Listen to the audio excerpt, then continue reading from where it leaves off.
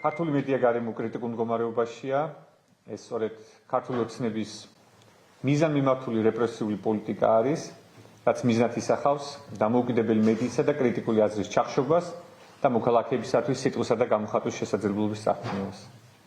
ორი დღის წინ მსოფლიო აღნიშნავდა მედიის წინააღმდეგ ჩადენილი დანაშაულების დაუსჯელობის დასრულების დღეს. თუმცა საქართველოში კვლავ ასეულობით შემთხვევაა, სადაც დამოუკიდებელ ჟურნალისტებზე თავდასხმა, უკანონო პატიმრობა, დაკავება, დაშინება თუ მუქარა გამოუძიებელი რჩება.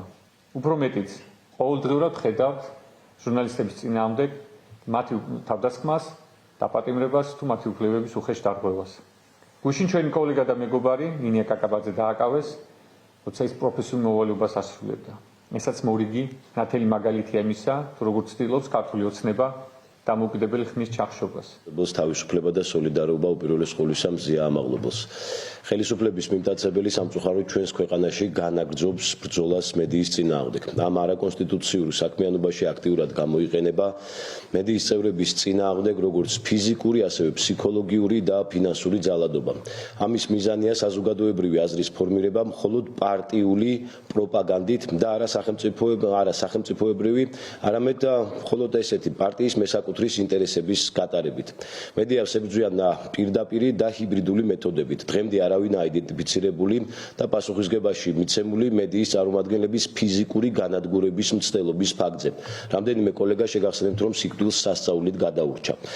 წლების განმავლობაში სამთავრობო კორუფციის მამხილებელი ჟურნალისტები ციხეში ჩაყარეს. ამ კორუფციაში ბრალდებული უმაღლესი თანამდებობის ყოფილი პირი კი სახლში ზის. სიტყვის თავისუფლების დაკარგვა პირდაპირ უდრის კონსტიტუციით გარანტირებული თავისუფლებების დაკარგვას. ქართული მედია არის მიტაცებული და ქართული მედია არის მოთმინიერების რეჟიმში. ყოველ შემთხვევაში ასე უნდა ბიძინა ივანიშვილს, ასე უნდა ქართულ ოცნებას და ამას უწევს წინააღმდეგობას ქართული მედია, ის კრიტიკული შინაარსის მქონე არხები, ის კრიტიკული შინაარსის მქონე ონლაინ მედია საშუალებები, რომლებიც ცდილობენ, რომ მიაწოდონ მართლა აი ასეთ რთულ და საკმაოდ დრამატულ პირობებში ინფორმაცია დაბალანსებულად და მიუკერძოებლად ჩვენ საზოგადოებას.